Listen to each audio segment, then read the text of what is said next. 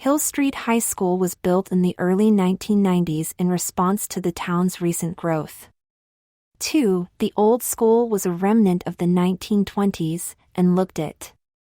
The town had eventually given in to the inevitable and voted in a new school. The new building had everything. As befitted area weather, it was totally enclosed, except for the athletics fields, of course. Yet its public areas never felt claustrophobic, for it relied a great deal on glass. The cafeteria was large and clean, the library well-stocked even with fiction, and the gymnasium included an indoor pool. Perhaps the most unusual change from old to new concerned the lockers. The architect had visited the old school and was shocked at the students crowding into two narrow hallways made even worse by the lockers lining each wall. They were nearly impassable, and the man vowed not to carry that over. Instead, he placed the lockers in the gym's changing rooms larger, and the rooms themselves were much expanded. There was a second, smaller changing room for each gender in case of overflow. Each student would use a single locker there, accessible at any time. In return, the hallways would be clearer, quieter, with plenty of room on the walls for announcements, art, or displays. The architect felt the extra space needed for the expanded changing rooms was more than justified, and the students more or less agreed. The architect put his heart and soul into the school, this community building for the good of all. The workers who built it were the same way. After all, they were a local firm, it'd be their kids going there. All that care, all that attention, can have an effect. At Hill Street High School, it did. The place gained something of a soul of its own. It took care of the students. The computer lab had almost no technical problems, and the cafeteria food was unusually tasty. It took care of the teachers. School supplies such as pencils and books were never in short supply, and everyone's drink of choice was available in the lounge. And it took care of itself. Litter was infrequent and disappeared quickly. The same could be said of graffiti. Each of the 3 janitors thought another had taken care of it. Sometimes they were even right. Everything was perfect. And the school was happy. But nothing lasts forever. Eventually the growth stopped, then reversed. Families moved away, and the changing rooms were not as full. As chance would have it, far more girls ended up moving away than boys. The secondary girls' changing room became entirely empty. Other families moved in, but again more boys than girls enrolled. The boys' secondary changing room approached capacity. And then, one day, passed it. And the school was not happy. Jim Woodruff was not happy. "What do you mean, my locker is in the girls' room?" he demanded. "The boys' changing room is full, Jim." "I'm sorry, Mr. Harris," the school principal explained. "Even the second one. The only thing to do is to take that locker. Either that, or enroll in a private school. Take it or leave us." Mr. Harris smiled slightly, as if that was amusing. "But I'm not a girl," Jim protested. "Moving and starting at a new school is hard enough without everyone laughing at me." "If anyone laughs at you, laugh back," Mr. Harris said. When Jim didn't seem to appreciate the suggestion, he added, "I'll bet none of them ever got into a girl's locker room on a regular basis, with the principal's permission." Jim smiled at that one, but his pique was still unsatisfied. "But it's not like there's actually going to be any girls in there." "Of course not. At any rate, you have an entire changing room to yourself. Anyone else in the school would kill for that. This school is still crowded, you know, though not as badly as it was. Especially for girls. And you have all that space to yourself. But the principal's face abruptly hardened. "Look, Jim. If you don't like the idea, don't use the locker. Just carry everything everywhere. But that certainly is the room you will use to change for phys ed." And that is that. Jim had already gotten a tour of the school. Of course, in the tour he had visited the boys' room, not the girls'. Still, he figured they were the same size. That is, big. Compared to it, this room was tiny. It was barely larger than a classroom and sported that odd pink that only government decorators seem to like. There were 2 shower stalls and 4 toilets, no urinals, of course. Every piece of wall that wasn't taken up by a door or a sink was occupied by lockers. He found his 562 G2 and stuffed his school books in, along with the shorts and shirt that constituted his gym outfit. Then he sat on a bench and thought. Having his very own locker room all to himself actually was cool, in a way. Jim had to admit that, to himself at least, even if he'd be damned if he'd say so to the principal. A boy in the girls' room? No. This wouldn't do. Not at all. Unfortunately, there wasn't much the school could do. It had no influence outside its grounds. It couldn't make more boys move away. And while it could influence the records in the attendance office, that would do no good. A clerical error assigning him to a different locker would be pointless, as there were no other acceptable lockers available. It took a full week of pondering before the school reached a decision. Then it took action. Classes had been brutal today, and to make it worse he'd felt near to bursting for most of the last period. He'd been looking forward to getting to the changing room so he could let it go. It was odd, but lately he'd had to go to the bathroom mostly around gym time. Jim sat on the john to take his leak. It still felt odd to do that, but he'd had no choice. The toilets had been fine when he started at HSHS, but not long afterwards they had started to stick and produce horrible screeches when he tried to lift the seats. Over the next few days they became more and more stuck, the sounds more and more intolerable. The janitors said the seats were fine, but he knew better. By now he didn't think he could lift one even if someone told him it wasn't physically stuck. Those screeches had just been too nasty to risk. Heck, he winced when he lifted the seat at home, for Chris' sakes. At this rate he'd be sitting to piss even there before long.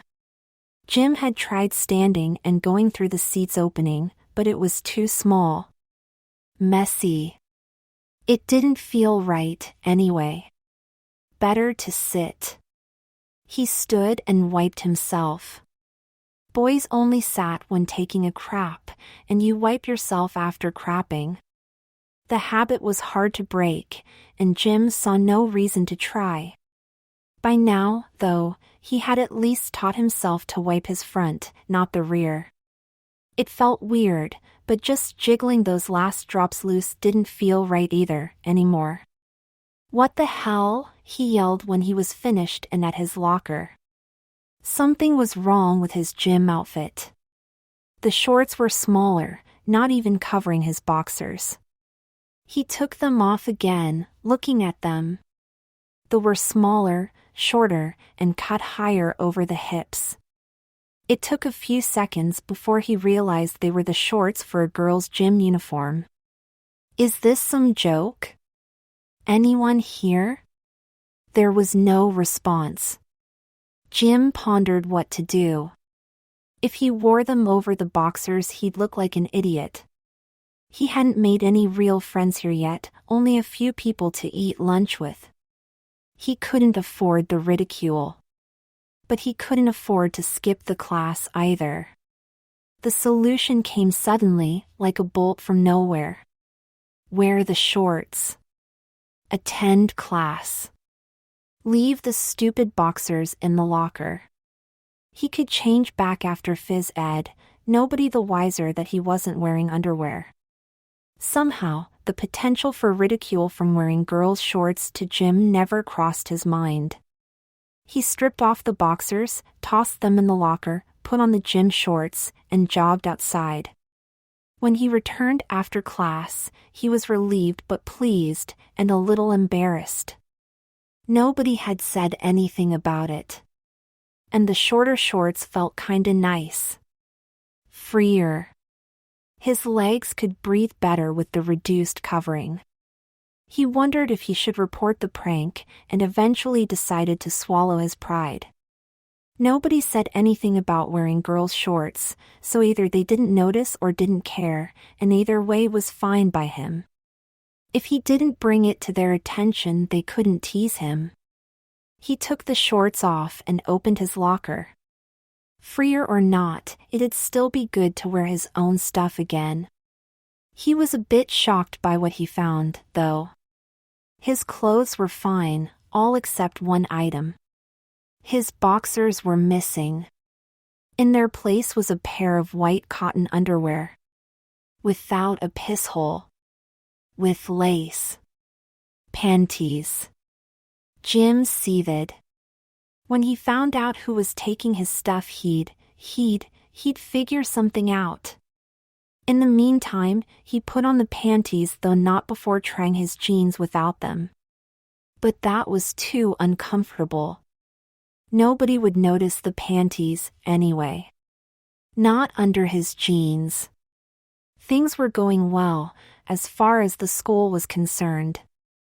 The boy was reasoning himself through the changes imposed on him, with the help of a strategically placed mental nudge or two. A few suggestions into other students' heads kept them off his back. The main problem would be the parents, though. They might pose a problem as things continued. Thank goodness for parent-teacher conferences. I hate these conferences. Mary tried to console her husband. I do too, Simon. But something must be very wrong for them to need us both here. Simon Woodruff shook his head. I know. Why do you think I hate them so much? Why don't they ever call parents in to say their kid is wonderful? Mary shrugged and said nothing. They'd been sitting in the main office for nearly an hour, and she was getting bored. Her mind began to wander, and her gaze drifted back out to the hallway. A girl with an outrageous hairdo and skimpy clothing was talking animatedly with some friends. It must be nice to be so independent, she thought. Not worrying if anyone really minds what you look like, what you wear. I wish Jim was more like that. Simon's voice broke into her thoughts. Times like this that I wish we had a daughter. Mary looked at him. He was looking at the same gaggle of girls in the hall, a wistful look on his face. She was surprised. He'd always been proud to have a son.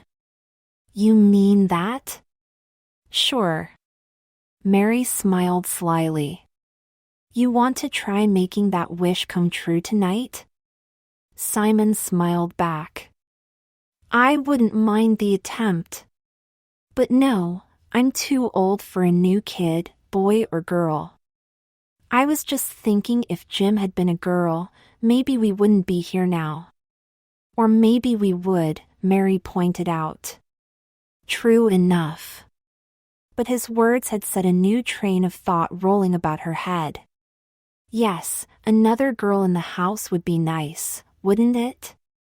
After another half-hour of talking and thinking sometimes their own thoughts, sometimes not, it was determined by the office staff that none of Jim's teachers had called for a conference. It must have been a clerical error, so sorry for wasting your time.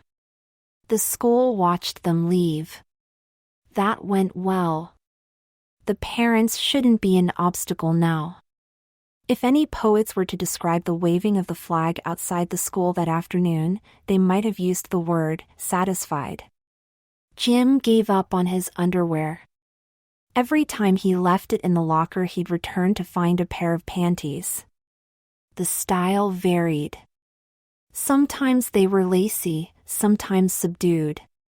They were white, black, powder blue and rose pink and sometimes other colors. Once he'd found a thing waiting for him. That one was uncomfortable. He vowed to himself he'd go without any underwear at all before he wearing one of those again. Luckily, it never happened after that. But no boxers. Never boxers. He wondered what his mom thought about her son coming home with pair after pair of girls' underwear. Like the other students, she hadn't said anything, not even when he put them in the laundry hamper. But he thought he'd caught her looking at him speculatively a couple of times. Lord only knows what was going through her head. He never stood to pee anymore. He barely even thought about it, either. The prankster was getting more blatant in his attacks. Jim's usual deodorant was replaced with something smelling very, very floral. The same had happened to his soap and shampoo. Bring hair body out to the max, the bottle red, showing a beautiful woman with long golden hair. Adds a beautiful, lustrous shine. Jim had to admit it worked. His hair had never looked so pretty. That is, good. Yes, good. Whatever. This, though, was a little much. A bra, he said, holding the lacy black number up before him. It matched the panties he slipped on that morning. Coincidence? Or did someone catch a peek and put this in there? He shrugged. It didn't matter, really. That's a bra. An entirely female garment, no need for a male to wear one. Jim started to toss it back into the locker, but something made him stop. He looked at it again curiously. Why not wear it? It might be fun, for a minute or two. Just to see what it was like. There wasn't anyone else here to see him make an ass of himself, after all. So why not? The hooks gave him some trouble. He'd seen a woman hook it behind her back in a movie somewhere, and he tried that himself. It was harder than it looked. He eventually gave up and hooked it in front, twisting it around afterwards so the cups were over his chest. I'll get it right with practice, he said to the empty room, not even realizing what that implied. He looked in the mirror over the sinks. He'd long since gotten used to his image wearing panties. The bra added another touch of femininity to his narrow frame. It was kind of an odd look, faintly androgynous. But it was surprisingly comfortable. Jim was reaching behind himself to unhook the thing when the bell rang. Just seconds later, Dan Hansen was pounding on the door. He was the only friend Jim had made in the nearly 2 months he'd been at HSHS. He was called the Hand by girls he dated. Dan the Hand Hansen. Ha. Jim envied his friend and wondered how he did it. Come on, Jim. You know how much Mrs. Grant hates it when we're late. 1 SEC. Jim called back through the door. His fingers tugged frantically at the bra hooks. He got one off, but the other 2 were bent tight. They didn't want to unhook. He could hear the foot traffic outside growing louder as the minutes between classes passed. With a curse, he threw a shirt over the lingerie, slammed the locker, and ran out. After that, he forgot about the bra until he went to bed and discovered he was still wearing it. It took some doing, but he managed to get it off. He draped it over a chair and went to sleep. Things were going according to plan. Making the bell ring early had been a nice touch. The school congratulated itself. If it had had a back, it would have patted itself on it. The bra was a test, of sorts. Nothing replaced, only added. Yet he had still accepted it. It meant that perhaps he could be made to accept more drastic changes. Perhaps it could move a little faster, do a little more. Yes. Jim was disturbed. He hadn't been sleeping that well lately. He kept getting tangled in his pajamas. The only way to get a good night's sleep was to sleep in his underwear. What disturbed him was that more and more he'd found himself thinking of underwear as a two-piece concept. Top and bottom. Panties and bra. Also, he wore a bra to school now, most days. He wasn't sure why. Those few times lately when he tried to go without one, he'd felt like a slut. Like everyone could see his chest, his nipples. But what was wrong with that? He was a boy, wasn't he? Wasn't he? Someone continued to break into his locker. Figured out the combo, maybe, or got it from a girl who used it a year or two ago. His underwear drawer at home was full of panties and bras. The gym outfit had long ago been substituted out, the shirt a more pastel blue than the one he'd brought in, and a bit loose in the chest to boot. A few of his tees looked the same colors, same pictures and logos, but they were also loose in the chest. This was different, though. This time his shirt had acquired a set of buttons and a floral pattern. It rested, for now, on a bench.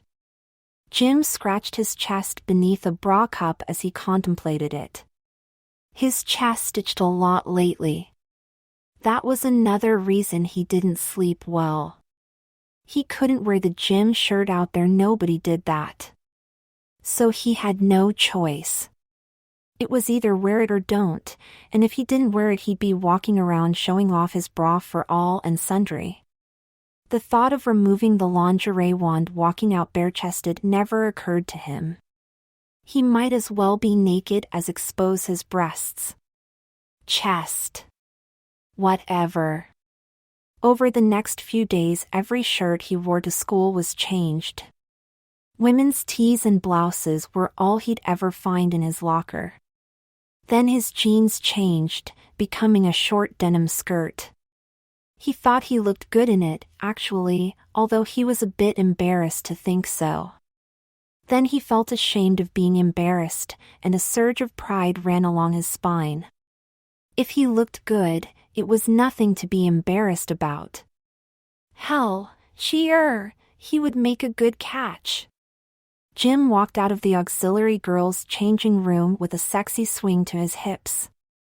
He wondered why that cutie Dan the Hand wasn't waiting for him. Her. Whatever. Are you sure you want that one, dear? Sarah asked. Jim nodded enthusiastically. Yes, that's it. Cut it like that.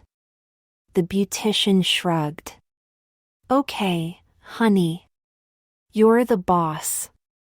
She thought it was more than a bit odd for the teen to be getting such a feminine style. But heck, she told herself, at first you weren't sure it was a he.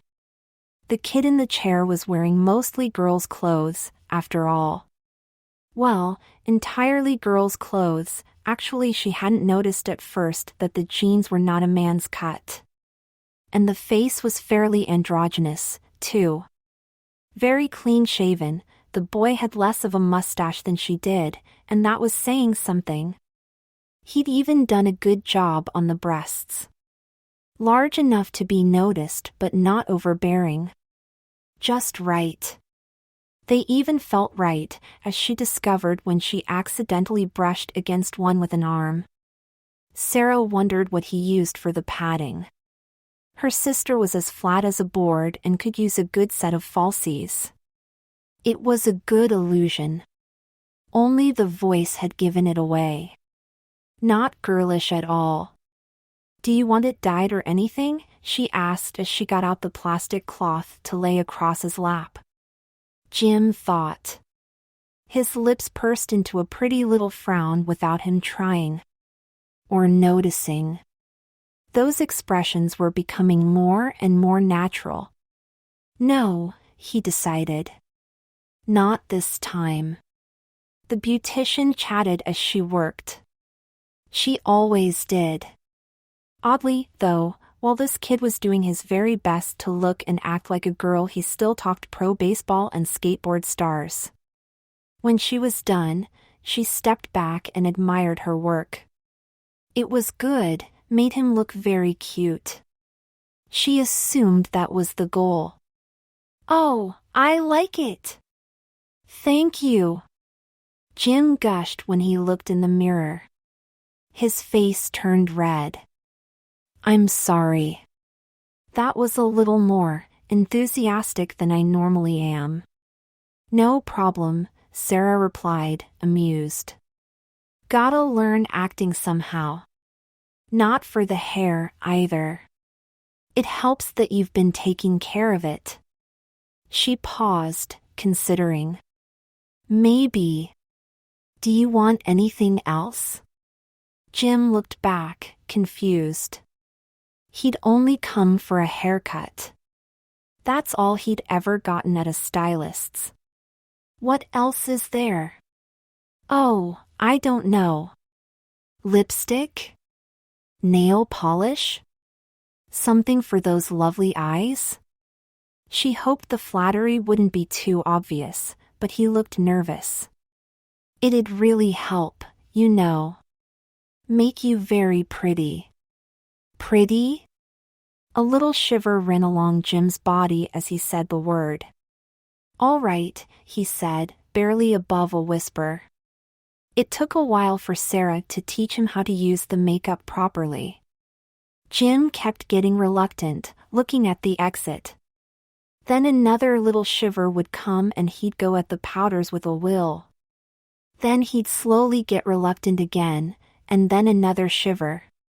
In the end, though, Jim walked out of the shop, a bag of cosmetics in one hand and thoughts of how to use them running through his head. He did look very pretty, now.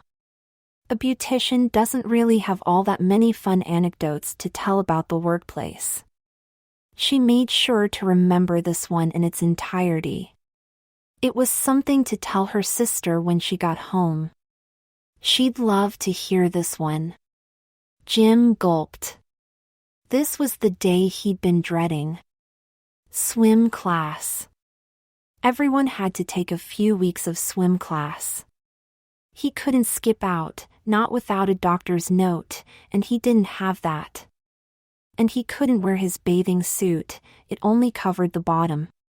But when he pulled open his locker, he found his swim trunks he'd put in there that morning had been replaced by a sleek white one-piece that would cover his entire torso. Nobody would notice anything wrong if he was in that. The pink flower blossoms over his swelled chest and nipples was a nice touch. Very pretty. He put it on happily, but then paused. Part of this class was speed swimming. He looked down at his body. His breasts were smoothed out a bit by the suit, and the rest of his body was smooth enough, like it should be. But his legs, not smooth at all. It didn't seem very hydrodynamic to him.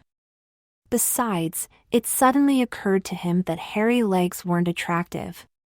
Not on him. Dan's hairy legs were, but not Jim's. No, ma'am. Jim found a razor in his locker, a small pink thing. There was some gel in there too. Shaving his legs felt like a relief. On impulse, he did his arms and pits as well. A boy can't be too smooth in the water. When he arrived at the pool, Dan slid over to her. Her? Jim blinked. That wasn't right, was it? You certainly look nice in that, the boy commented. Jim smiled, inhaling deeply. Dan even smelled nice. She hoped, that is, he hoped the smell wouldn't wash away in the pool. He liked just to be near him. Jim blushed in response to his statement. Thanks. It's just a little something I found. Dan smiled and put an arm around his waist. Her waist. Damn it, why did her thoughts keep going opposite like that?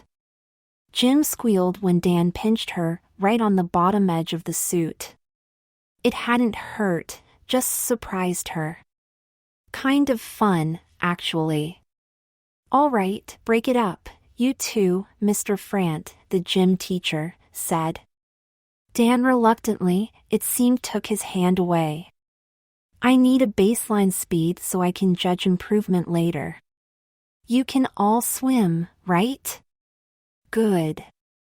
Boys over in those 2 lanes on the right, then. Girls in the other 2. Miss Gucci and I will time you. Jim headed towards the left lanes.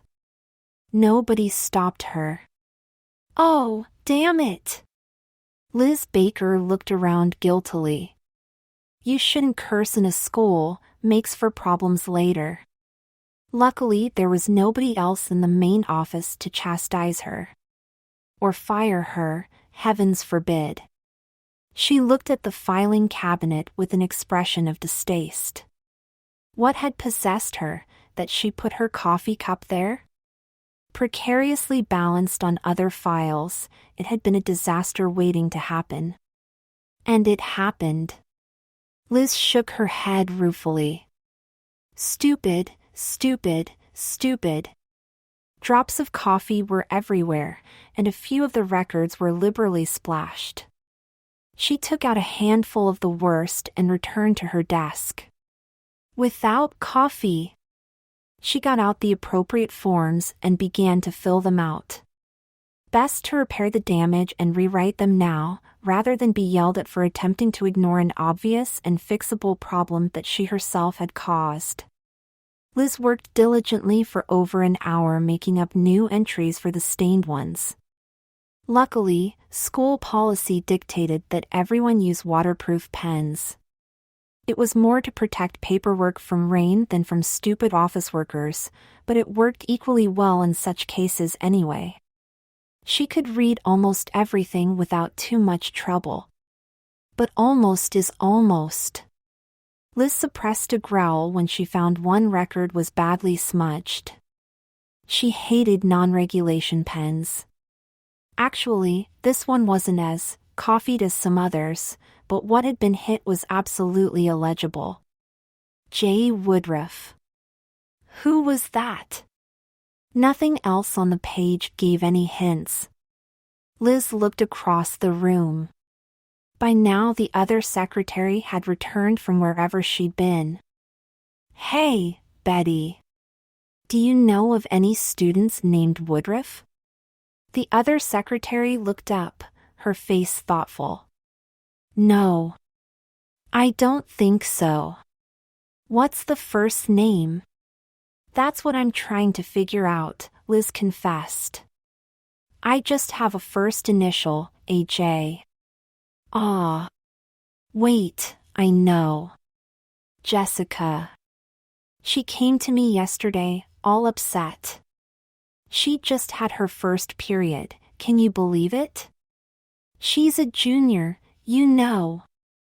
I had to coach her all through it. That's the mother's job. Betty nodded. I know. Shameful, just leaving them to fend for themselves like that. There is such a thing as too much independence. Now it was Liz's turn to nod agreeably. Betty continued with barely a pause. You want to know what else about her mother? She named Jessica for Amelia Earhart. But she can't spell for beans.